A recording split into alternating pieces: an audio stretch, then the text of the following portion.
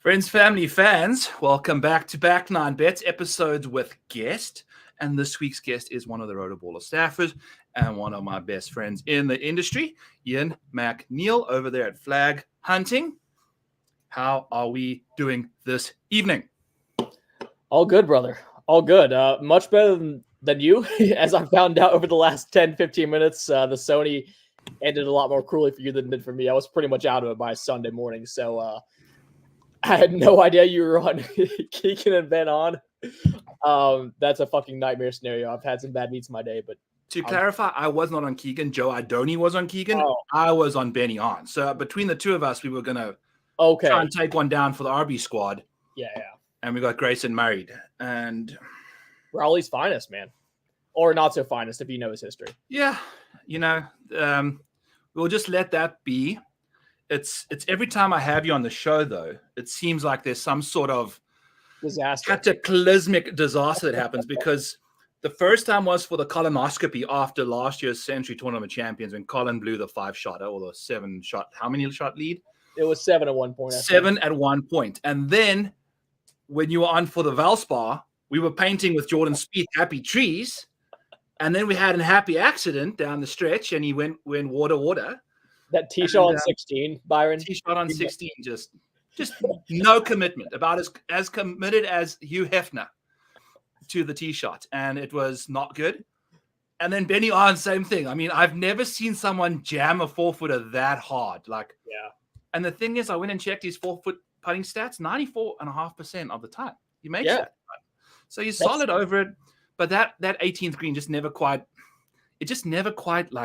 resonated with him, right? He just couldn't figure it out. And then for Murray to make that 37-footer, the commentators were saying no one's figured this putt out. Like, it's been impossible for anyone to make that putt. It's a weird putt. There's not a solid line on it. No, Grayson just rolls it in. Just Dagger City. That's it, dude. Unbelievable. Also, you want to hear another bitch session? I had JT Poston for a top 5 because I'm so good at picking out who finishes second. I just bet top 5s now. Yeah. Well. Makes sense. So I had JT Poston for a top 5. He finished solo 6th. Carl Jan hit one, lost golf ball. He hit it into the hospitality stand. We think, what virtual certainty. Hits it in there. It's essentially out of bounds, lost ball. No. Free drop, like on this side of the fairway, up and down for 5. He finishes in a T5 or a T3 or whatever, I gotta say though, Byron, that new rule revolution from the PGA Tour has just dropped my handicap by about 5 or 6 strokes. I think I'm going to break 60 this year with the rules that we're seeing on the PGA Tour. With virtual certainty, yes. I'm virtually certain I'm a scratch golfer. So, yeah. Oh, but anyway, that's neither here nor there. As always, friends, family, this show is brought to you by rotoballer.com. We got myself, we got Ian, we got Spencer, we got Joe Idoni, we got Joe Nice. We got 2 Joes. A lot of other people have 2 Joes on their staff. So, and they're both amazing. So just pull over there. By the way, tomorrow morning, I wasn't going to mess around with the PGA and everyone not really caring about golf tonight. So I appreciate you coming on, Ian. But tomorrow I'll be dropping an article that has a best ball tool. And I've spent some time on this thing. It's got the schedules in there. And what I think we're going to make, that's going to be the premium part, is it's going to be like a mid-in-draft tool that you can see as you've picked each golfer.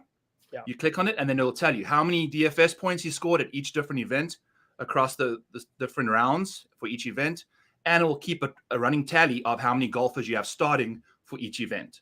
Because I think that's going to be a really key distinguishing factor in strategy, is trying to make sure you can have as many six golfers playing in a certain event as many times as possible, right? Because that's the thing. I mean, the final round of 5, I think, that ends with the Open has the Rocket Mortgage and the John Deere Classic involved.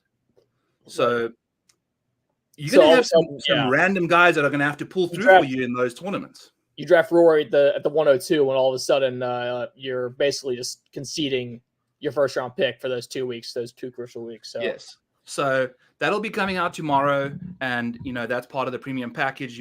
As a Rotoballer premium subscriber, you get all of these ad hoc things. You get some seriously cool some seriously cool tools from Spencer, from myself, Joe's premium stuff, all of our stuff. So pull over there, and then we got the PGA show going on tonight, so at 9:30. So we got all of that stuff going on, but let's dive into this week, the AMEX. Let's dive into kind of like how we're going to approach it. I know we were chatting before we got in here that you haven't even made a bet yet. So I will kind of just give you my take on the event and then see where we can go from there. But yeah, we were saying beforehand, I've also only made 3 bets, a 30 to 1, 130 to 1, or 110 to 1, and 170 to 1.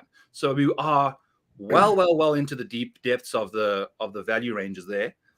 And I think I'm going to try and play these bookies. We've got 3 different golf courses this week. Some of them play differently to the other. Like La Quinta can play very easy.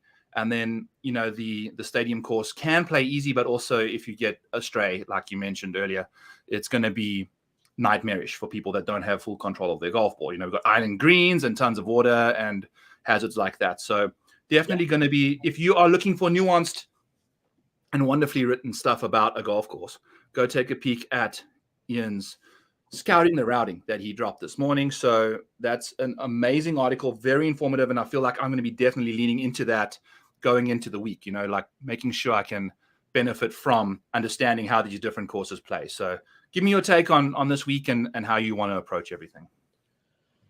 Yeah, I mean, to be honest, the reason I haven't really made a bet is mainly because a lot of my books that I tend to use take a little while to drop odds. So usually my bets aren't, my cards usually not filled until Tuesday afternoon or Tuesday evening anyway, when I kind of release my final betting card on the site. So this is kind of normal for me. There's kind of a reason why Flag Hunting doesn't do their show or our show until kind of Tuesday night. But I would say just in general, a lot of my strategy going into this week depends on the numbers I end up getting at the very top. Because there are like 2 or 3 guys that I actually have a lot of interest in terms of just complete chalk plays. And if you read my article that Byron alluded to, you'll kind of know exactly what I'm talking about. But yeah, there are certainly guys at the very top that I could see myself going to. But if the numbers don't get quite to a point where I see value, I'm more than comfortable of just kind of taking a similar approach to you, maybe coming in with 3 or 4 names, and then again just kind of firing live, because we've seen historically this golf course opens itself up to a lot of different skill sets in terms of winners, right? Everyone from John Rahm to Hudson Swafford to Siwoo Kim. So it's kind of anyone's ball game. So if you can kind of come in with as much flexibility as possible, I think it could be a real asset for you in terms of kind of building your card as the week goes on. Yeah, I think it's a dynamic week of for those of us, especially the fact that it's during playoff, football time. People aren't necessarily that enthralled into the golf world. So there's an opportunity to potentially catch the bookies with their skeleton squad, their B team, working the late night shift on the AMEX there, with everyone else kind of focusing on the NFL. But, they're pretty sharp usually. I think there's algorithms and stuff. But, if you're watching the golf, you could catch a few numbers out there that if a guy makes an eagle or 2 on that La Quinta side, there's some seriously scoreable holes. So definitely going to be looking at that. I would even add just the fact that, and you've kind of alluded to it a couple of times, the fact that guys are going to be playing 3 different courses over the course of the week. And so if you have La Quinta in your back pocket, it acts as maybe like an extra half a shot to a shot relative to where you're on the leaderboard, because you're going to be able to go to the easier course and you still have that to play, where some of the guys maybe have some potential to maybe go downwards or maybe stay in neutral at a slightly more difficult golf course relatively to the rotation we're on this week. Exactly. There's a lot of different angles that I'm sure we'll talk about, but I will say if you bet outright golf at all, right? Like we always talk about shopping for the best number. That's nowhere or in no facet of golf betting is that more important, in my opinion, than live betting. Like having as many different shops as possible, because not only can you kind of monitor what the consensus tends to show and where outliers tend to emerge, but the more books you have, the more outs you have in terms of catching a stale number. Especially in a field like this, where there's really only 10 to 15 marquee names that books will really be kind of monitoring. Yeah. If a guy like, I don't know, Mathieu Pavon goes out there and shoots 66 on day one, you'd be surprised how little that number might end up moving his outright number from the start of the week. So just something to kind of keep in mind. That's something that I always tout when I am looking to live bet is to have as many books open and kind of commit to being ready to fire whenever possible, because you just never know when you're going to get a scale number. No, I totally agree, dude. And that's the funny thing, like when you go to like a family Thanksgiving and they're like, so how many books do you got? Like how many apps, how many sports apps you got? It's like 8, 9, like they're like, wow. I'm like, well, you don't understand, like I take this shit seriously. So yeah. The more books I can have, the better. We get Circa over here in Iowa, which is awesome.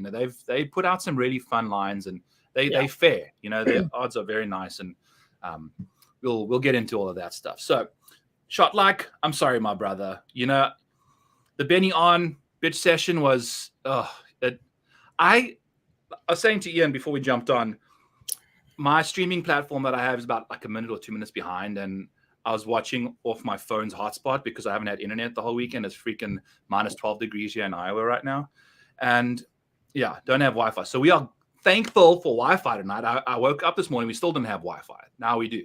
But I saw on the PGA Tour website while I was watching by accident, I clicked on the thing and it said eliminated. I was like, that can't be right. He's got a 4-foot putt for par, like for birdie. And I was like, oh, then I looked into a group chat, and then it was just like people losing their mind. And then I saw it, and then I was just like, literally the Matthew Stafford gif of like the when he was like on his back last night. That's pretty much how Benny on people felt. All right, Parker asked us about Taylor Montgomery at 50-1. So we will transition into the part of the show here, which we call back or nine, Ian. And we've done this once or twice before. And you're going to tell me, I'm going to give you 2 names. You're going to back one, and you're going to say nine to the other. That's just how we roll here in German. So without a doubt, we'll get to Taylor Montgomery, and maybe we start with Taylor Montgomery, since that old Parker's asking us about Monty. Monty's sitting at 50-1, and then we've got Siwoo Kim sitting at 50-1 as well. How about we say back on 9, Taylor Montgomery, Siwoo Kim, and they're both sitting at 50-1. Obviously, Siwoo Kim being a past champion here, and Taylor Montgomery looking like he was right in the mix until he got to the island green, which he is highly allergic to island greens. I think he's played 2 signature island greens on the PGA Tour about 7 over par, because I think he took like a 7 or something on 17 at Sawgrass. So back or 9, Siwoo Kim, Taylor Montgomery. Man, this is a tough one to start out with. I mean, if you guys read my Scout in the Route article this morning, you'll know that Taylor Montgomery was one of the 3 names I kind of highlighted as a marquee player that I'm looking at. Yeah. Unfortunately, at Open, he opened at 65, 70-1 kind of across the board. He's since dipped down to 50-1, which kind of surprised me, considering I didn't really think there was going to be that much steam coming on Taylor. But I do like his prospects this week. I mean, this is a guy that he doesn't typically fit my mold of guys that I like to tout on a weekly basis golf betting, right? He's a typically pretty unreliable ball striker that relies on more volatile parts of the game, his putter and a short game to find success. The thing is with the AMEX is the tee to green test here is so benign that I feel like generating birdie chances from inside 15 feet is going to be about as easy here as it will be on any golf course we see all year almost. So with the room that this golf course affords you off the tee, has one of the lowest rough penalties, has one of the lowest missed fairway penalties on the entire PGA Tour. The lack of length on this golf course, or on these 3 golf courses, right? 20 of the 30 par 4s here measure under 425 yards. And when you look kind of through Taylor Montgomery splits, he's a bad iron player in the aggregate. But when you isolate just for approaches inside 150 yards, he's actually above PGA Tour average. He's from 100 to 150 yards. He's actually 30th on the PGA Tour in terms of strokes gained per shot. So he's a really good wedge player, and he's a really good putter. And I think you have to make your hay a lot inside 150 yards here. The proximity buckets from 50 to 125 measure over 8% above the Tour average here. So I think Montgomery, he's not a guy I don't think I've ever touted, but if there was ever a week for him to show his ceiling, it would be here. However, the fact that he is the same price as Siwoo Kim makes me want to say 9. So in a vacuum, I do like Taylor, but I can't get behind this price because guys like Siwoo Kim and Chris Kirk's another guy I like a lot this week. Proven winners on the PGA Tour, guys that I really trust, especially around this kind of setup, the short positional, Pete Dye, wedge fest, easy, right? Siwoo Kim's won here at the AMEX. He's obviously come, I think, runner up the Heritage, won at the Players. And you look at the stats last week, Montgomery actually was second in the field last week on approach, but Siwoo had a really, really nice ball striking week himself. He gained 4 shots off the tee, over 2 shots on approach in 4 rounds at the Sony T42 finish. But but I do like the underlying stats for Siwoo. And so if they're the same number, I can't sit here and say Montgomery's got bigger upside. So if we're talking just outrights, I'll take Siwoo as the back and then Taylor Montgomery as the 9. But I do like them both in a vacuum. Yeah, Parker's bet both of them, so he's going to back them both. So good for you, Parker. But as I've said many times on this show, Taylor Montgomery is one of the best and most talented golfers on the PGA Tour when it comes to no one can really match or rival his putting outside of like a handful of guys on the PGA. Yeah. But he's one of the worst professional golfers I've ever seen. He's extremely talented as a golfer, but as a professional and a competitor, he's nowhere to be found. I was looking at his stats from when he was the Corn Ferry Tour, and there was always a round, and it's typically round 3 or 4, where he's close to the leaderboard when it matters, and he kind of hits that neutral or the eject button pretty hard. And it happened again, I think, on Saturday.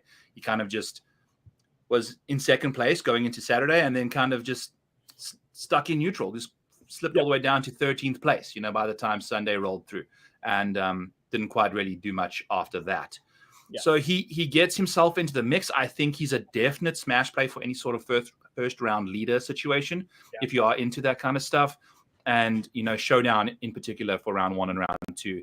And just week long as well. He makes so many goddamn birdies. So you got to play the guy in DFS as well. I know this is, a bit more betting, but that's how I would approach Taylor Montgomery. So I would 9 him for sure. And then Siwoo out of the options, I would go to him. But also Siwoo, you just never quite know what you're going to be getting either. But right. Of the 2 options, I'd go to him. That's the thing. It's like Siwoo in the outright market 50-1 is a really good price. But then you start like factoring in floor, like ceiling outcomes, and like all of a sudden, he's not a guy I would really look at in a prop sense or in like a cash DFS sense. Like exactly. 50-1 is a good number, right?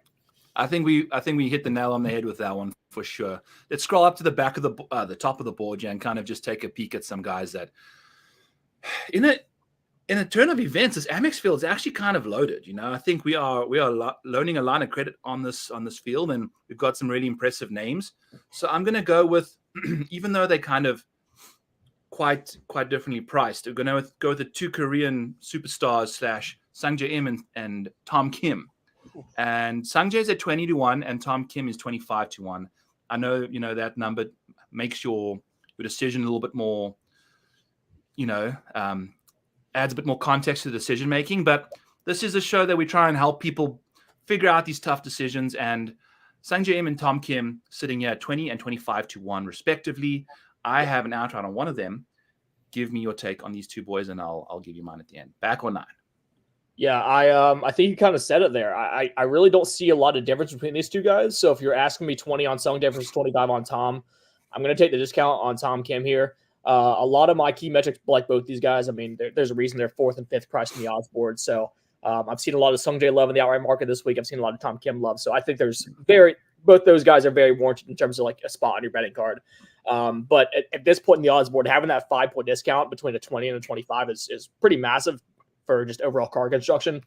And when you kind of look through, obviously Sungjae has a very extensive history at AMEX. He's made 5 starts here. I think he's never finished worse than 18th. But when you look at a lot of my key stats, Tom Kim does just nip Sungjae in a long-term sample size. I'm looking in particularly at birdie or better percentages inside 125, proximity from 50 to 125, and putts made from 5 to 15 feet. I mentioned earlier that I think that's going to be kind of the key money range.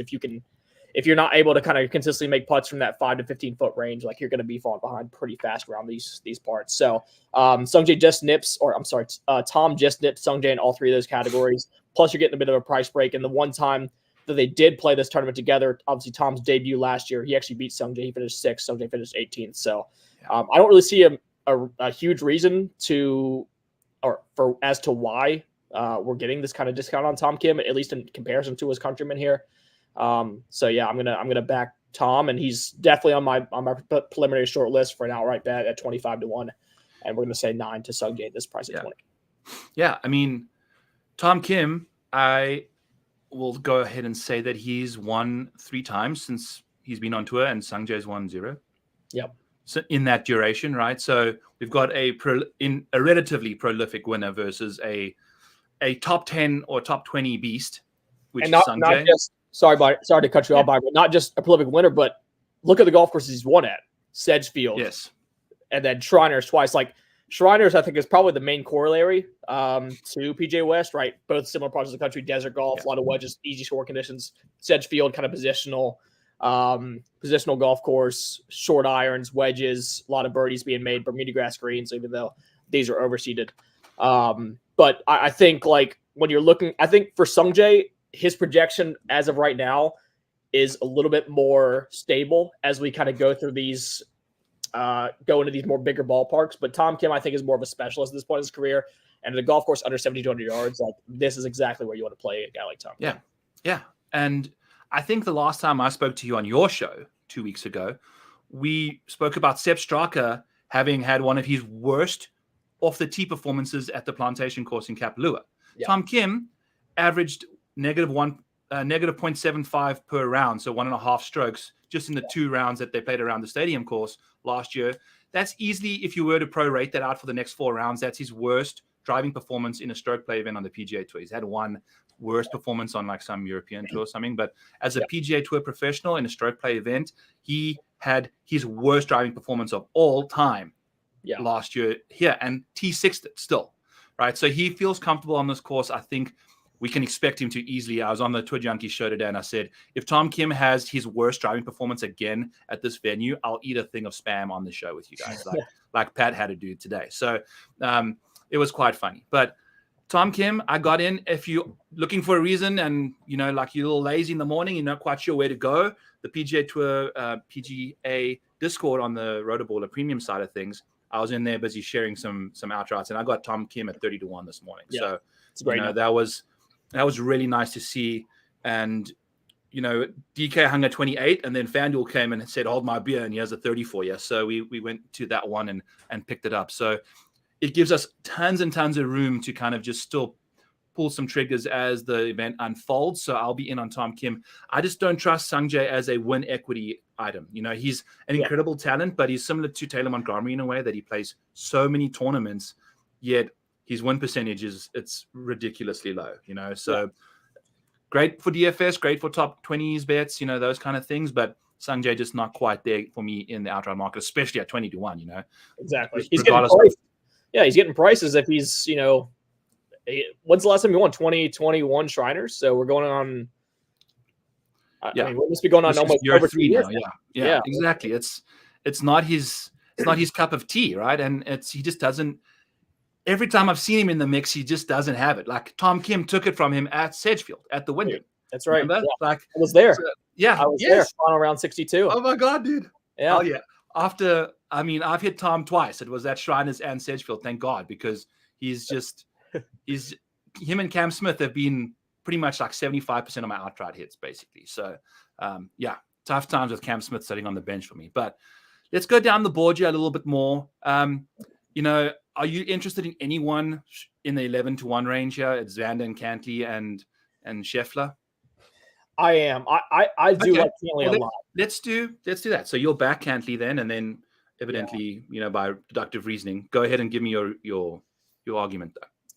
Yeah, I just think, and again, another one of the reasons why I have been a little bit skittish to go all in on the outrights is because I don't really have a long short list this week. Like you kind of get past 60-70-1. I'm sure we'll get there in a little bit, but like it drops off pretty quickly. I feel like yes, there are some stars to your point at the top of this field: Scheffler, Cantley, Xander, the 2 Koreans we just mentioned earlier, JT, a lot of other kind of, you know, Minwoo and exciting young talent. But after those first like 20 to 25 names, the win equity, in my opinion, starts to run out pretty quickly. Yeah. So whenever that's the case, I do tend to like to go to the top of the board just because I feel like, you know, the worse the depth of field is, the greater the win equity that the top guys truly have, as opposed to like a regular event where. Can I ask you a question quick while I'm thinking about it? Yeah. What is your opinion on having 3 rounds versus 2? Does that help the better players, or does it help the longer shots? Because we've seen some seriously long shots win here. Does that mean that guys that typically don't have that floor for 2 rounds to start off with could potentially miss the cut, but now that they have 3, they have another? These guys are all really good. They can propel themselves up the leaderboard. Or does it really help, you know, like I feel like it does help the longer odds because it's like a no cut type event in a way, a glorified no cutter, Right. and it just allows them that extra round that they potentially would have fumbled round 2 away. They can bounce back in round 3 and get themselves into the mix again to some degree. So I'm curious as to your take and who that really benefits. That's an interesting question. I would say, I mean, just off the top of my head, I would give the advantage to the better players. I mean, we tend to, every time there's a no cut event, that's kind of the general argument as to why you don't really want to bet a lot of long shots in a no cut event. Now, Chris Kirk just won it 150 to 1 just 2 weeks ago at the Century, but anytime you can increase the sample size in a given week without a cut, it's going to, theoretically allow the cream to rise to the top. It's the same reason why there's less upsets in the NBA playoffs than there are the NFL playoffs, right? Because there's a 7-game series versus just a single game. So for me, I mean, that the format itself might benefit the better players just a little bit. But the thing is, in general, at the AMEX, the courses themselves are so benign that it doesn't really allow the best players oftentimes to separate themselves in the same way that they would at a place like Bay Hill or Riviera, et cetera, right? So that's why one of the many reasons why I'm kind of hands-off Scheffler this week is the fact that, like being the best total driver in the world around PJ West, isn't really all that big of a deal. Now when we get to Bay Hill, being the best total driver of the golf ball in the world is all of a sudden exponentially more important. So, but my thing with Cantley is the fact that he has consistently throughout his career, or at least over the last kind of 3 to 4 years, he's consistently raised his baselines in easier score conditions, which is kind of a rare trait in an elite player. You think guys like Rory, Rahm, Scheffler, Xander, right? All the elite guys, Morikawa, they tend to play their best in tougher score conditions. Cantley's one of the few guys that when you look at kind of his result sheet, he tends to do a lot more damage per round on easier score conditions. And obviously he's got a great track record around here, has second, ninth, and 3 of his last 4 events here. You look at, again, a lot of the key stats I'm looking at this week: birdie or better rate from inside 125 yards, 12-month sample size here. He ranks first in the entire PGA Tour. He's third in this field in par 5 scoring. He's second total driving, first in strokes gained total, like I said, in easy scoring conditions. And, he's a guy that I trust as opposed to Scheffler, where he kind of has to all do it with the ball striking. Cantley's a guy that I do trust to gain 4 strokes putting in a given day, and he can gain, 4 or 5 strokes ball striking. So he can kind of do it both ways, which I think helps him a lot in these birdie fests because he doesn't have to rely on one aspect of his game, right? If the driver or if the putter's not necessarily working, he can stick close to the irons and vice versa. So, and then when everything's working, of course, we've seen him, he went 11 under here 3 years ago in the final rounds, and he just lost out to Siwoo Kim by 1 shot. Last fall 2 falls ago in the Shriners, he shot 60, I believe, in round 3 over there at TPC Summer, another corollary course. So I just think Cantley's been statistically one of the 4 or 5 best players in the world over the last 12 months, and I just don't really see any reason why he can't lift a trophy in his beloved California. These next kind of 4 to 5 weeks, I think, are really his stretch to finally get that trophy, get that monkey off his back, and move forward here in 2024. So I know it's a gross price, 10 to 1 is super gross in a field like this, but I have a lot of belief in Cantley's ability to contend here, and I would much prefer him to Scheffler or Xander right now on the odds board.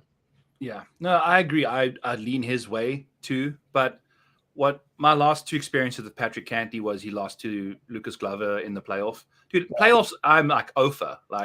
I had Cantley in the FedEx St. Jude playoff against Glover, and the only fairway he missed basically the whole day was the water ball off the tee in the playoff.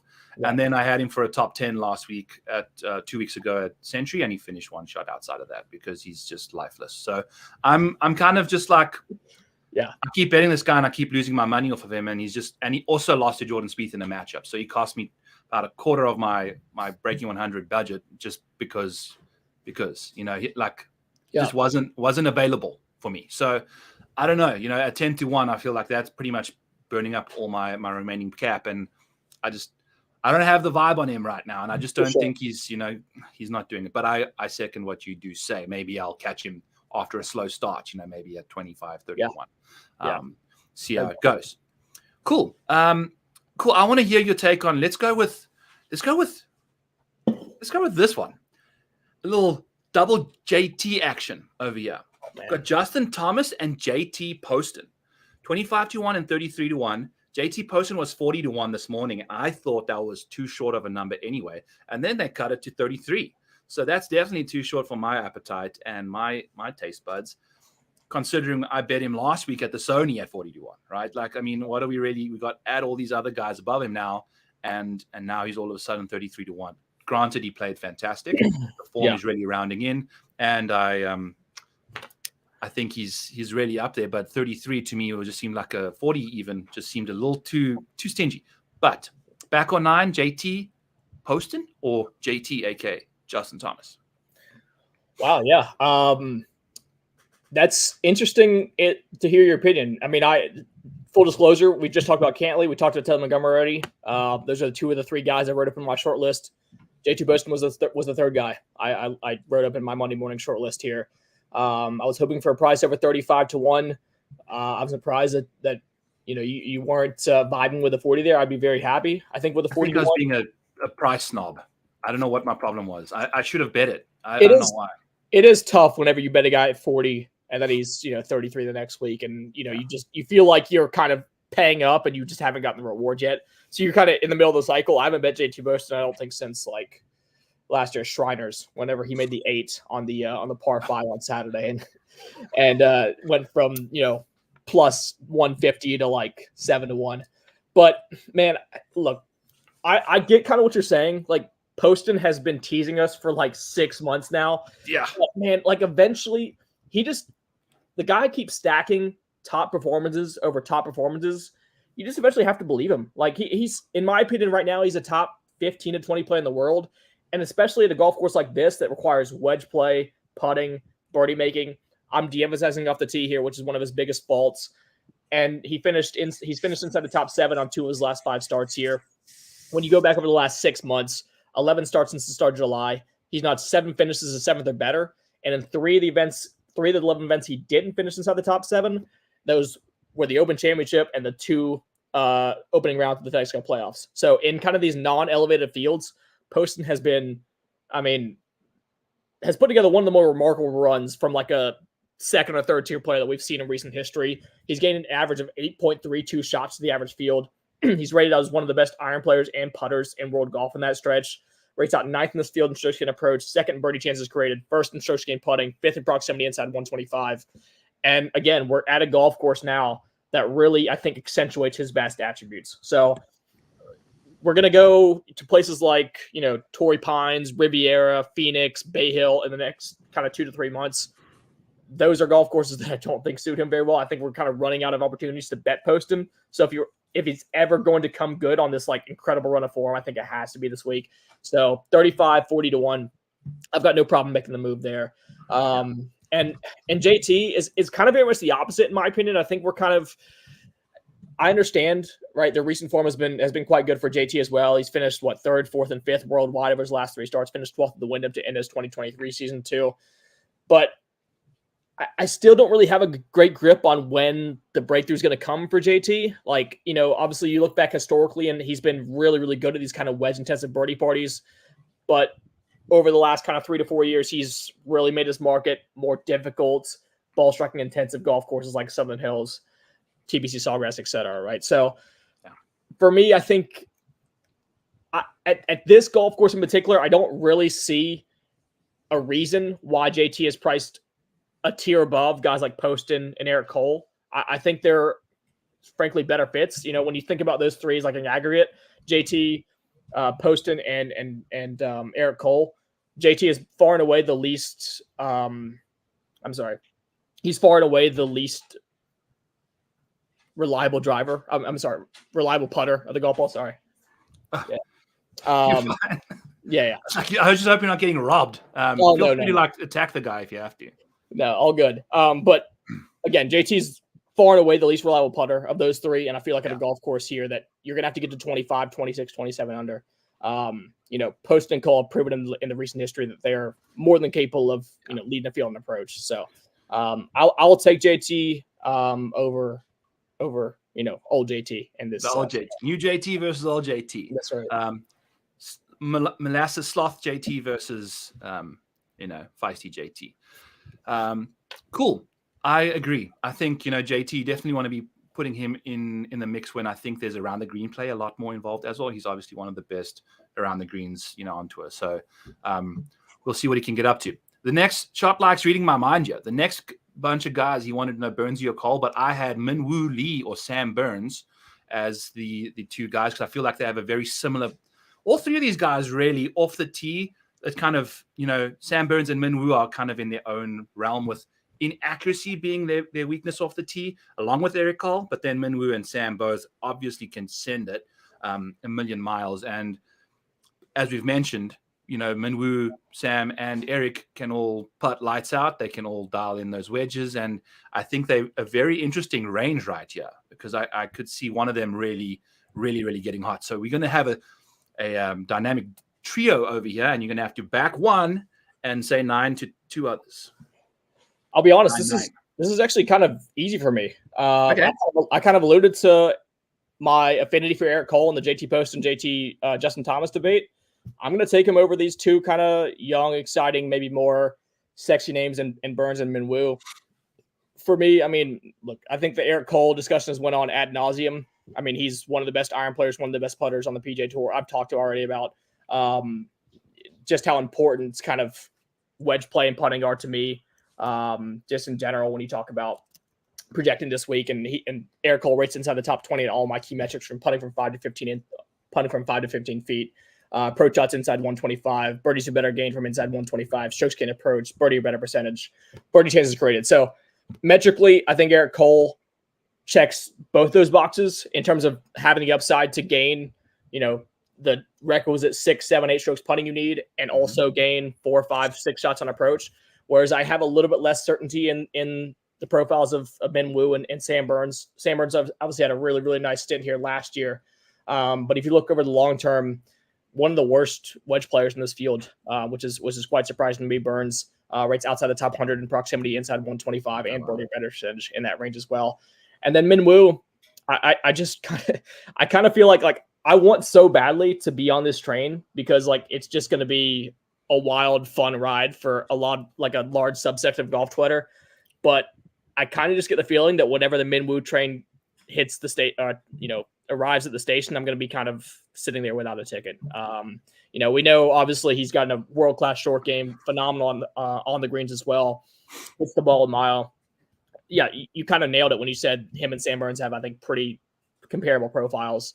And Minwoo, but the thing with Minwoo is he's only 23, 24, but we've seen Minwoo for actually he's 25, but we've seen Minwoo for quite a long time on the professional circuit, right? Since 2020, he's had a membership on the European Tour, and he's never really shown any kind of substantial progress in terms of his approach play. And I feel like here, more than anywhere almost, where you're going to have to take it deep every single day, with his iron profile, I just feel like his only out is kind of similar to Fitzpatrick last week. Like his out to win this golf tournament is to gain 10 strokes putting, and at 25, 30 to 1, that's not a profile I'm comfortable betting on. So yeah.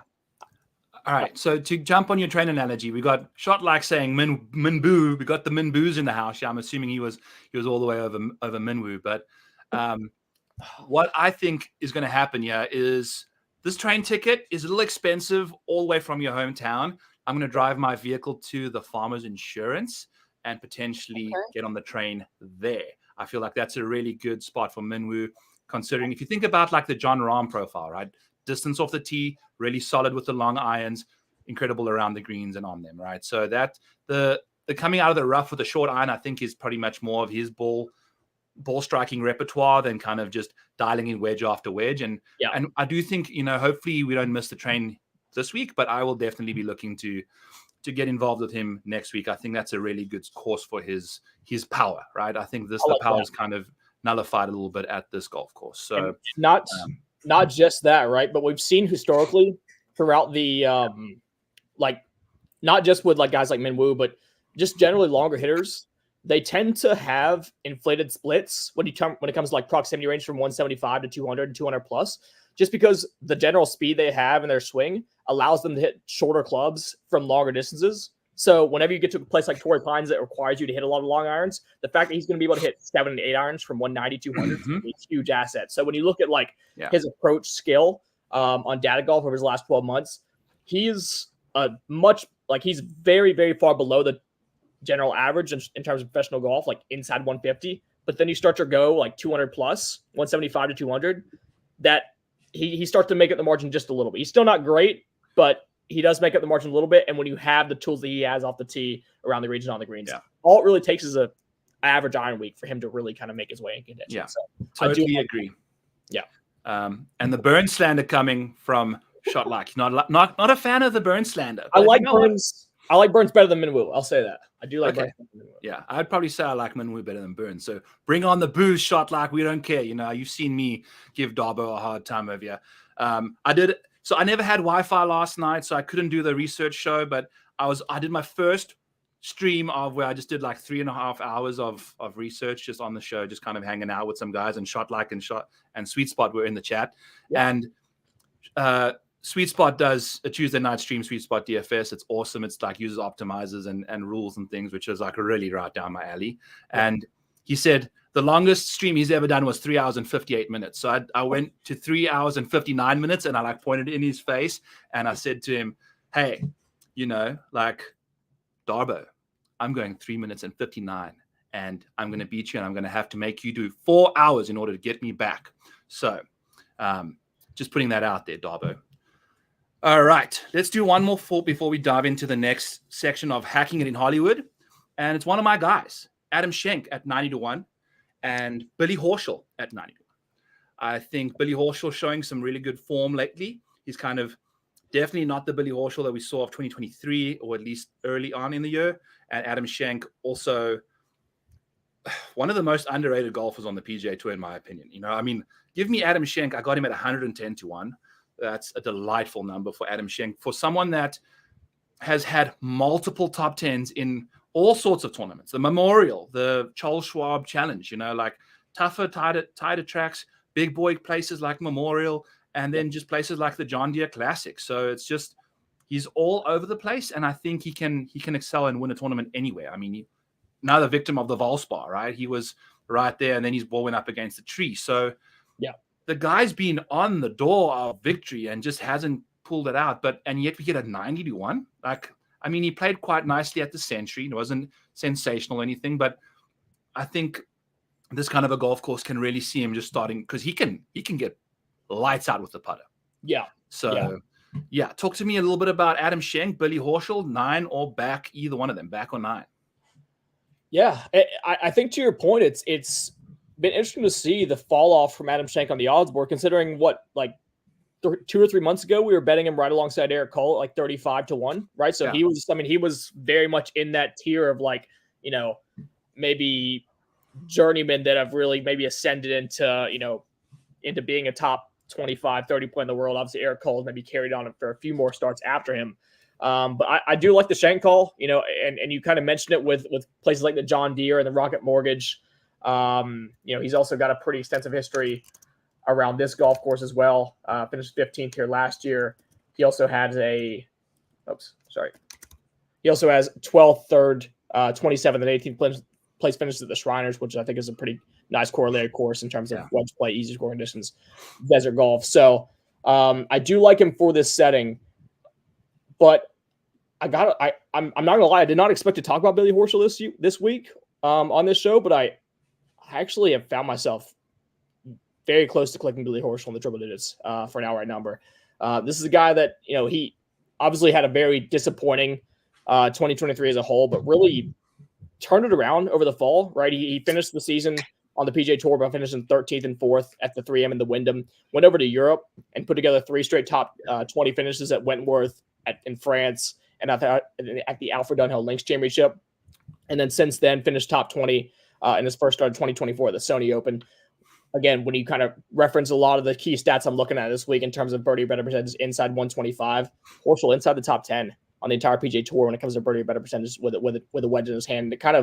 It shows when he comes to when you look kind of back at a lot of the places that he tends to play well in terms of short Bermuda grass positional golf courses. I do like Billy. It is tough for me to get to the outright, but I I have a hard time thinking that I'm going to start this tournament without any kind of exposure to Horschel this week. So I do like both of them, but I'm going to lean with Billy in this particular exercise. All right. I like it. Is there anyone else you want to knock out down the board here that we're going to kind of potentially speak about? Why is Chris Kirk 45-1? Can you explain that to me? Just an overreaction to a horrible round 4. Yeah, he led the field in approach at the Sony. He finished third here last year. He's phenomenal with the wedges in his hand. We saw it at the Century. Like it feels like nobody's talking about him, and he's like, I think one of the better values underneath 50-1 on the entire odds board. So he's definitely going to be a look for me. Chris Kirk, or I will give you Nick Taylor at 130-1. What, straight up or price adjusted? Which one would you play? I mean, I'm probably going to bet Kirk at 45. I'm not going to lie to you. Okay. So I've never bet Nick Taylor, to be honest with you. I'm not even like bragging when I say that. I mean, I missed him at the Canadian Open, and he's had plenty of close chances since then. I do like the fact that he tends to pop quite big, right? It's usually either like a missed putt or like a T40 or like a top 5 finish, right? A win at the Canadian, top second place finish at the Phoenix Open, was right there in the mix. I thought he was going to win the damn event when he stuck his approach shot on 9 on Sunday at the Sony for Eagle and ended up missing the putt. But he is, he's just an inconsistent entity. But I mean, you're getting a really, really nice price to chase here. I've seen a lot of people are spec'd on Nick Taylor this week. So 130-1. He doesn't have the same history here that he did at the Sony, but I think I don't think it's a dramatically different skill set required. So I think if you can play well at Everon Wiley, I don't see any reason why he can't have some success here. But in terms of like projectable baselines, I think Kirk is super safe this week, to be honest with you. Like I said, he's reliable off the tee. He's legitimately one of the best wedge players on the entire PGA Tour. From 50 to 125 yards, he ranks 12th on the entire PGA Tour when it comes to proximity. Inside the top 20 becomes a birdie or better percentage on the entire PGA Tour from that range. So again, I mean, it's tough to like project him to win twice in 2 weeks, or twice in 3 weeks, but he played really well at the Sony last week, and he's carrying as much momentum as anybody, I think, in this field. So I was honestly, when I was doing my preliminary research, like preparing on odds to come out, the reason I didn't include him in my initial write-up was the fact that I thought he would be like 25-30-1, and I would just be priced out of him. 45. But 45, maybe 50-1 if he keeps drifting. I think that's a really, really good price. Yeah, and it's across the board. It's not like anyone's just hanging one out there. So, yeah, I agree. I got a 170-1 on Nick Taylor, so I'm really looking forward to that one. What'd you get that at? Because I've seen FanDuel. FanDuel. Yeah. Okay. Yeah, it's. I went with the 130 when I saw that. I was like, oh, I'll take that for sure. And then the 170 came out, and I was like, I guess I'll put another $5 on that because now I'm like overly exposed on him. But I feel like he's a very valid. Like he was charging up the board. I actually bet against him last week in a matchup with Jaeger because I was banking on Jaeger making the cut and Nick Taylor not. Right. Speaking of the Taylor Montgomery, like all gutless team. Yeah. All gutless team. Yeah. Let's do an all gutless team as we exit the. I'll start and then you can go. Okay. So I'll start at the top of the board. Xander Schauffele, captain of the all gutless team. Shit, I'm gonna have to go with. I mean, I hate to do it because I've touted him a couple times on the show, but how do you not pay Eric Cole on the all gutless team at this point, right? Yes, like, the amount of Sundays he squandered. Vice captain T5 connoisseur. And then I'll go with Taylor Montgomery as the all gutless third member of the team. Oh, for sure. Yeah, Taylor Montgomery's a shoe in.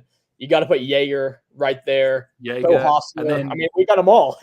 And Shane Lowry. There we go. Bang, done. Like, come on now, Shane's won the Open Championship. You can leave him alone. But yeah, he won the Open Championship. But we're on American soil, boy, and we got to make sure that you've got American guts in your body, and all 6 of those guys just don't quite have it, do they? Scroll down like one more tick. Okay, stop. Okay, there's 2 names here that are way better than Shane Lowry. I'll let you decide. It's Justin Suh and Ben Griffin. I was gonna say Thomas Dietrich and Ben Griffin, but yeah, Justin. Thomas Dietrich as well cannot. He doesn't even flirt with top 20s, dude. Never mind top 10s. This is what I'm saying. You see what I mean? Like we get past 80-1, and like who do you trust to win this golf tournament? Like there's absolutely nobody. Yeah. Keith Mitchell, also all gutless, honorable mention. I mean, these guys are just Keith. He was sitting right at the top of the board, and you can just tell it's going to happen. Like the closer to the leaderboard he gets over the weekend, it's done. But cool bananas. All right. So we'll get out of here.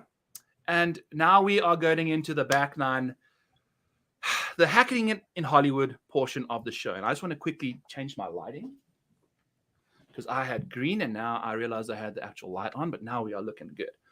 So you decided to go with Seinfeld as the hacking in Hollywood as one of your favorite shows. So as we go through these names, we can you can give me your takes on the show itself and the characters you decided to cast golfers into. So I'll start off with my first person that I'm going with here is George Costanza as Tyrrell Hatton. And if I'm being honest, I think George is easily one of the most volatile characters on the show with regards to a temper. He can get extremely carried away with the most minute and insignificant irritations and just completely become unhinged. And in my opinion, there's no one else on the PGA Tour that's more animated, more unhingeable, more volcanic eruption city any moment, any given time than Tyrrell Hatton, who, by the way, did not cash my ladder bets last week. So yeah, he just was pathetic. I mean, making pars from the side of driving greens and walking away with pars on par fours. Yeah. And just so Tyrrell, take that banana and shove it. But I'm glad I'm not betting on him this week. But he is George Costanza. I'm curious to see your take. Yeah, he can stay in Europe for the next 6 months, as far as I'm concerned. I've lost my fair share of money on Tyrrell for sure. It was tough for me with George because, like, when you think of George Costanza, you just think of like a failure in almost every sense of life. So it's tough to like put a PGA Tour pro in that mold. But I'm not gonna lie, this is better than anything that I came up with for George. And I even talked to you before the show started.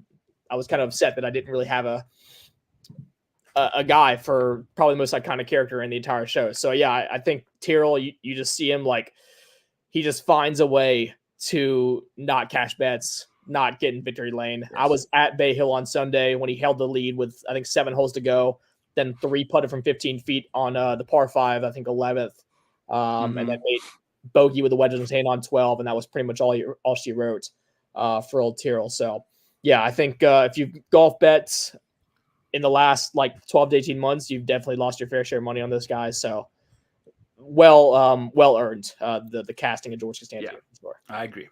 Good. So we're off to a good start.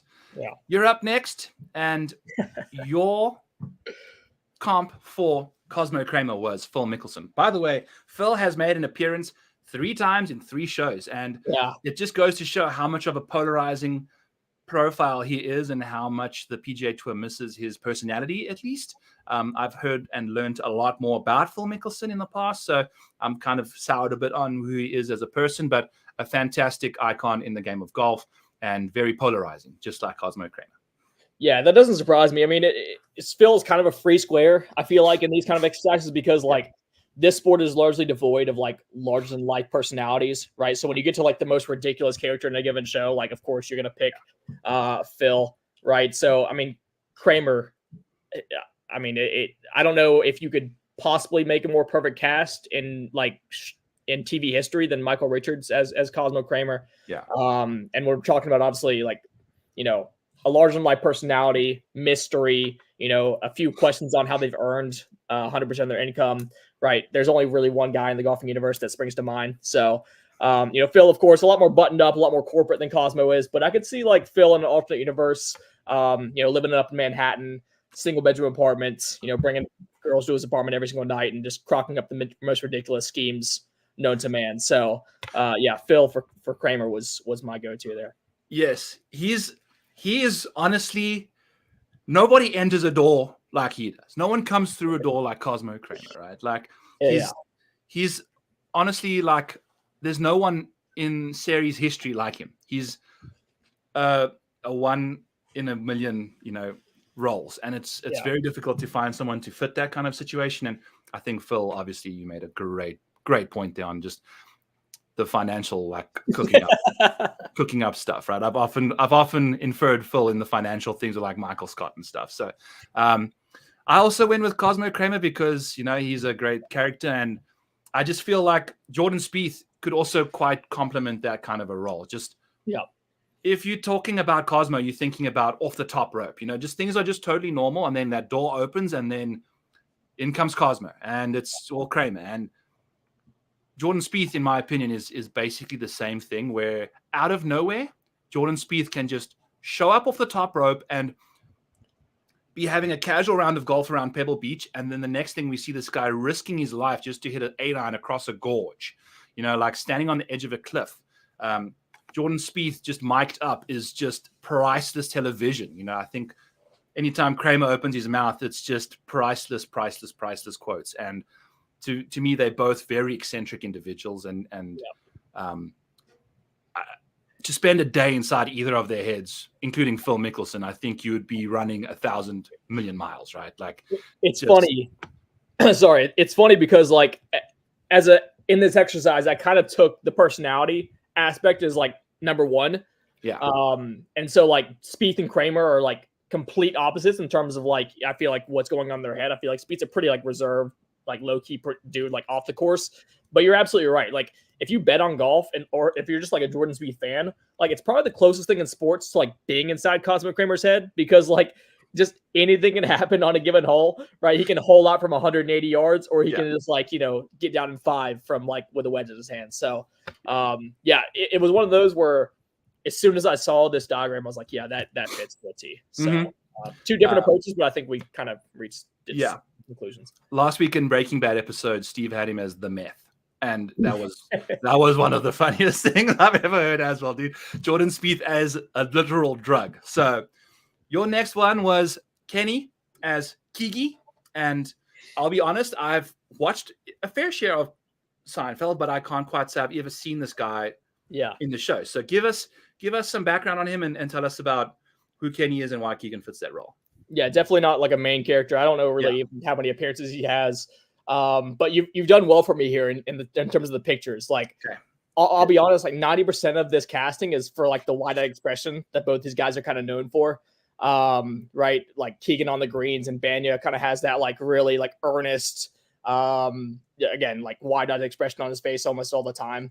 But if we're kind of going into like a pure golfing sense, I think the personalities diverge after that. But if you're going like just Keegan's career as a whole, I think Keegan's always kind of seemed like a player that's consistently trying to break into the upper echelon of like the golfing elites, but has never really quite gotten to that top tier, right? He always seems to be like the last guy in or last guy out on a Ryder Cup team or President's Cup team.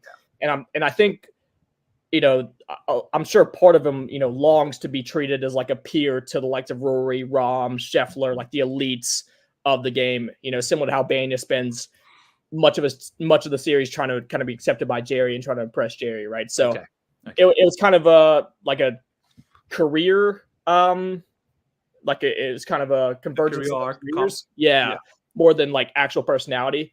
Because I think Keegan, I would hope, of what I've seen of Keegan, he's a lot more chilled out and maybe palatable than Ben is. But but Keegan as a personality wouldn't be an interesting. I mean, he's chilled, but I think he'd also be a day inside Keegan Bradley's head is also like just the few like 5 seconds before he approaches a golf ball for an approach shot is that's like primetime mental insideness, which I think could be, if we could harvest that kind of stuff, that would be incredible. Because for sure, if I was forced to do Keegan Bradley's pre-shot routine before every shot, I don't think I'd break like 120. To be honest with you, just like the amount of neuroses that's like clearly evident there. I'd also need like knee replacement on like hole 7 because just the amount of back and forth. The lower back. The lower back. Incredible movements there from Keegan, but and carpal tunnel on the wrist with all the club twirling. But great. I learned a lot about that character. I'm going to be honest and say that was a pretty solid situation there. Now we got both of us had Elaine, and I think I'll start off with Siwoo Kim being Elaine, and I just feel like on the course, Siwoo can be very reserved and very proper, and he's like, a lot of people's like Golden Boy and Beauty, like Prince, the prince of the Siwoo prince, and Elaine, the princess, the queen, pretty much of the show, beautiful. And then out of nowhere, you just get these like random explosions and bursts of excitement and wonder, like just watching the best of Elaine. It's like she takes on a company, right, and starts smoking cigars as the CEO of the company. I feel like Siwoo, at any minute, he can just whip out a driver and hit it off the deck, hit it out of the rough, just anything, breaking a putter on 15 or 13 or 15th green at Augusta. Yeah. Because I don't know if he putted it off the green into the water or if he just had a bad putt, but to break a putter on a golf course is, like breaking an iron's one thing because you can just hit a 7-iron softer than a 6-iron or an 8-iron. Yeah. But a putter is like essential, dude. It's a critical part of the game, and he broke it, and it was in epic fashion too. It was especially not even at Augusta. Like imagine with a 3-wood at Augusta National. Like we needed to see, like I would have paid so much to see him putt the rest of the round out, and unfortunately honestly, it took that'd be like a challenge of like if you had a 3-wood and only a 3-wood and you started like 60 feet away from the green on every green at Augusta National, what would you score? Like I don't think I would break like 100. Yeah. Like 100. So props to Siwoo. He finished the round and got it done. But just a very volatile character after coming across as very calm at the best of times, right? Yeah. So yes, while we're doing that, your comp for Elaine, Colin Morikawa. Yeah. And I did change some photos and stuff just to try and similarity wise, make it look a little better. There. But give us your take on Colin. Yeah, I went in I guess it's kind of a similar direction here, a little bit different as well. But for me, right, Elaine always profiled as like of the four, right, between her, Jerry, George, and Kramer. She always profiled as like the most buttoned up, the most successful, well-adjusted, right, of the Seinfeld guys, particularly like in the first few seasons as she was introduced, right? She's the only one outside of Jerry that held steady work throughout the series, right? She's very much kind of the straight man, archetype in kind of within the group at the start. But as the series kind of goes on and we get more development in her character, she kind of gets revealed to have just as many character flaws as the guys around her, right? She's revealed to have, she's very cynical by the end of the series. She's quick to anger. She's very similar to Jerry in her superficiality within relationships, similar to George in her vulnerability to temptation. And so it kind of, that archetype of like the straight man into the, kind of ushering in the fall as the series has went on, kind of parallels to me as, when Colin came into the world of golf, he was the well-spoken Berkeley grad, likable wunderkind. He was winning major championships after just 15 years as a professional, or 15 months as a professional. But kind of as we've gotten to know Colin a bit more and time has maybe progressed and revealed some of the character flaws in quotations. But we've kind of seen a few more warts than we might have ever projected a few years ago, right? Not just within the ropes, with his winless drought, multiple final round collapses of 5 and 7 shots, but also kind of the cringy TGL proportion that he got a lot of shit for online. Multiple rules controversies at Augusta and the Hero, the infamous interview done with the I don't know who said this. I think it was anonymous, but basically the guy that a PGA Tour pro that said like Colin would never give him the time of day in terms of like if he went to him to voice his concerns about the changes on the PGA Tour. So we're kind of like, we're seeing a little bit of the ugly underbelly maybe of Colin, whereas when he came on tour 2 or 3 years ago, like he was the golden boy, like he could do no wrong. He was getting comparisons to Tiger Woods. And now, as he's aged and we've seen a bit more of a sample, we've gotten a sense of maybe a few flaws that are in there hiding deep. So absolutely. I think so too. He's got old, he's aged, he's lost that innocence. There's a bit of scar tissue there for sure. And I think it's a great comp. I think the character development in particular, great like arc there. So I went with Frank Costanza, George's dad, and Sergio Garcia. This is perfect. Yeah. On multiple levels. They're both a fireball. Frank with the red hair and Sergio, the captain of the illustrious Fireballs over there on Live. I mean, talk about hot-headed individuals. I mean, geez, I watched a 10-minute clip of the best of Frank, and it was just him yelling. He's just yelling at me the whole 10 minutes. And I feel like Sergio does that all the time. It's just nonstop bitching and moaning, nonstop yelling. It's just, and that's it. I feel like I don't really need much descriptors more than that. I feel like if you knew both these characters, and just by looking at the picture of Frank, I mean, I couldn't really find too many of Sergio yelling, but we've seen him do it. We know it's out there.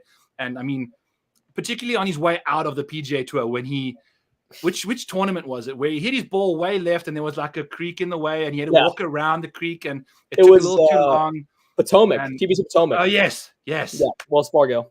He said, I can't wait to fucking get out of here. Can't wait to get out of here. I hate you guys. This tour sucks, going after it. He was in the right with the ruling. I will give him that. But the way he treated the people was horrific. And just, if you got like 5 minutes to kill or 10 minutes to kill, go pull up Sergio Garcia losing his temper. The guy has kicked his shoe. He's taken his shoe off, kicked it, missed it, I think, and then picked it up and then kicked it again. Backwards. Into the crowd. And then he had to go ask the guy, can you hand me my shoe back? He's in the cup. He spit in the cup, right?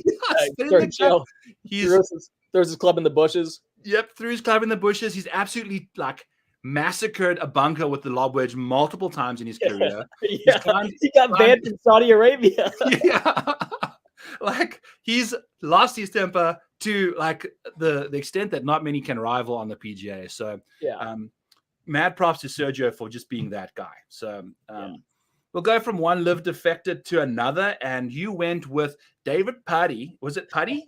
It's Puddy. And I was going to say Purdy, but Dustin Johnson as his comp. I kind of had to, for the ladies out there, he has DJ without a shirt on. I mean, he's a handsome individual. I mean, David, obviously great. Just knowing how his character goes across multiple different shows is, I'm assuming it's pretty similar in this one. And give us your take on Dave.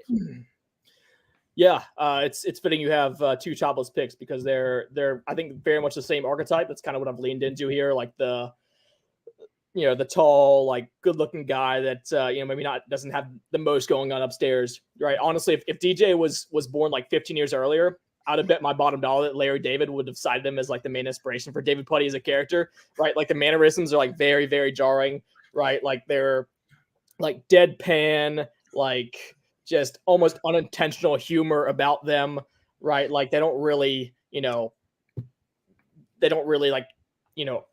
have any ambitions or obviously, but they, they're pretty content to kind of stay out of the way and go about their lives. And I think honestly, that nonchalant attitude is a lot of the reason why I think DJ didn't get as much flack leaving for Live as a lot of the guys that, left at the same time or even after him, just because, you watch that interview on Full Swing episode 3 or 4, where he basically just laid it all out saying, saying that it made the most sense for him financially. He's never wavered from that.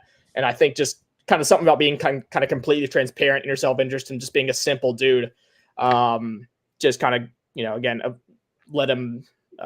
has led him to be still one of the more, I guess, beloved figures in world golf, despite kind of being one of the main defectors early on him. Yeah. So this is pretty much, again, there doesn't need much explanation. I think it's pretty much on the nose here between Puddy and DJ. But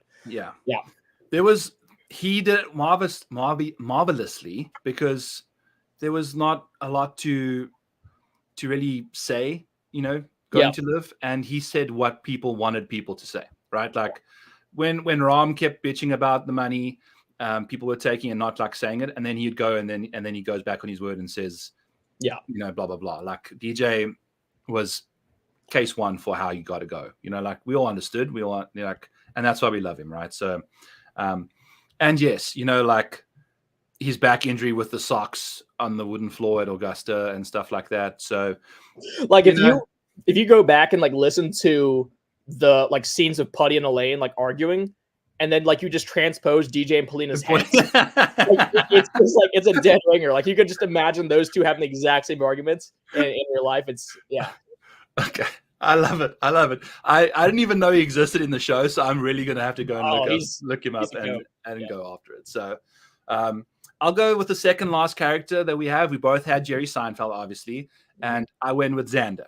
My comp for the two of them, Jerry, typically is this button-up kind of guy, and as a comedian as well, he's obviously very funny on the off chance here and there. Where I think Xander as well, like on the course, very even keeled, does his thing. He typically holds the situation together. He never really lets it, get out of control until it's like late on the Sunday.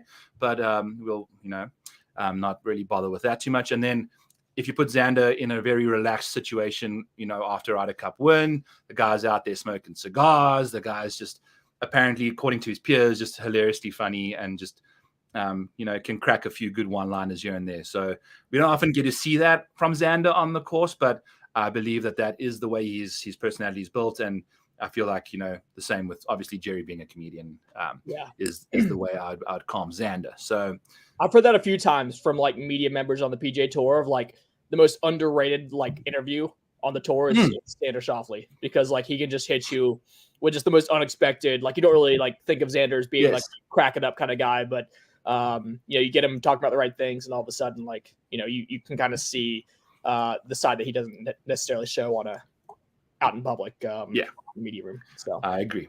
So yeah, that's a pretty short and sweet answer there for Xander as Jerry. And then you went with Rory as Jerry. Yeah. Give us your take. Yeah, I mean, again, this is kind of on the nose, to be honest. There's kind of the obvious parallel, I think, between them being the two faces of their respective entities, with Jerry being the leading man in Seinfeld, Rory's kind of the leading man on the PGA Tour. Both obviously undeniably talented, incredibly successful within their respective fields. But kind of the flip side of Jerry and Rory is you kind of do wonder how they'll like inevitably be remembered in terms of like when compared to other legends within their respective crafts, right? Like Rory's legacy in 2024 these days is every bit as much about the 10-year major drought that he's had as opposed to the 4 he won from 2010 to 2014. And, Jerry, while extraordinarily successful, maybe like in terms of net worth, one of the most successful comedians of all time, you don't really feel like he's broken into the top tier of legends like Pryor, Carlin, Chappelle, etc. Right? Like he's not quite on like the Mount Rushmore. So despite their like incredible success, like it does feel like maybe they're still reaching a little bit for status among the greats in their respective crafts. So again, it's not all about the character in this one. Jerry kind of plays himself in Seinfeld as well, so I kind of took it down that road as well. So yeah, dude, nailed it. I love it. Absolutely love it, man. We've ended with Rory both times now on the show. Last week was Hank from Breaking Bad, and I'll be honest, I haven't watched Breaking Bad. Hank it's a sad situation. It's Walter White's brother-in-law who works for the DEA. Oh, okay. And Walter obviously is the meth cooker, syndicate, and Hank it's just you're doing this under Hank's nose, which is basically what all the live defectors did under Rory, right? Wow. So it was a very somber end to the show, and I feel like that's what's associated with Rory a lot of the time. You know, like it's unfortunate, and holy cow. How about like 3-putt from 2 feet and then multiple water balls on the final few holes? Yeah, like, that almost seemed fixed to me, Ian. I didn't watch the final round. I know the DP World Tour just loaded highlights of him versus Fleetwood down the stretch, but it's honestly at this point not even surprising, which is kind of the scariest part about it. Like how good Rory is, but like he's still kind of associated with being just like a guy that comes up short when it matters most. So. Yeah. You hope that for his sake and his legacy, like he turns it around. But he's 34, 35 now. He's kind of running out of like prime years. You feel like so it's going to happen pretty soon. He is. But still the longest on tour, like just unbelievable power, But at some point that's going to disappear, and then it'll be really interesting to see him play golf, right? Because that's typically his thing. Yeah. But anyway, that's it for the AMEX show. Yeah, the little preview, the back and nine, the little betting philosophies. I hope everyone learned something from one of those sections at least. And Shotlike, thank you for joining in and giving us a thumbs up there as always, and a nice compliment there about great content. We are trying to do different things here, like this is a fun part of the show that I'm starting to take some pride in, and just it's evergreen as well, like anyone that watches Seinfeld can watch this, it's kind of interesting.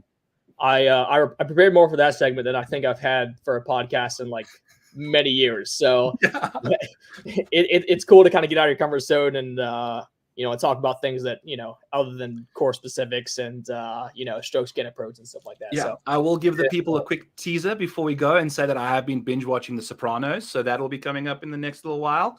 Nice. We've got some Game of Thrones. We've got Family Guy. We've got all sorts of fun stuff coming up. So Ian, tell the people, let them know where they can find your glorious and wonderful work.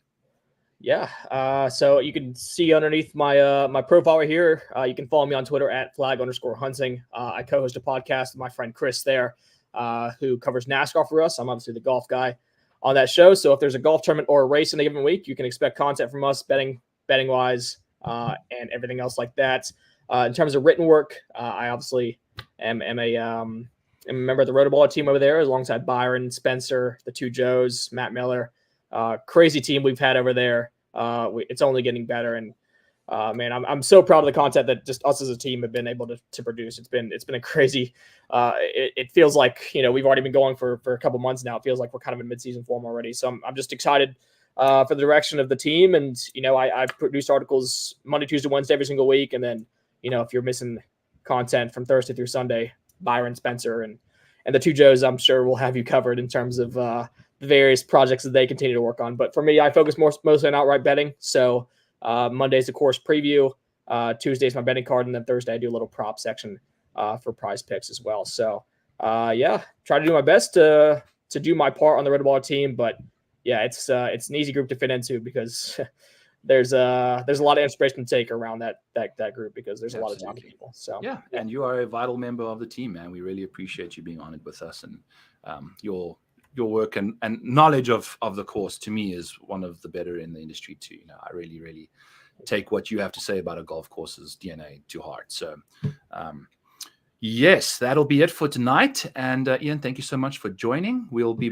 doing the Rotoballer PGA show at 9:30 Eastern. Is it 9:30 Eastern? Jesus Christ, Brian. I think it's 9:30 it's at 9:30 Eastern. That's the time. Yes, it's 8:30 for me. It's 9:30 Eastern, and that'll be when we do the Rotoballer PGA show here shortly on this channel. Again, we are working to get the Rotoballer YouTube loggings, but that's football time. It's kind of tricky to get the guys helping out over there. So, but we'll be out there shortly, and I'll be back tomorrow night for my own show here on Back Nine Bets, going over all the bets we place for the week, kind of basically doing the Breaking 100 situation there with a bit more in-depth stuff. So until then, folks, thank you for tuning in, and we'll catch y'all next time. Cheers.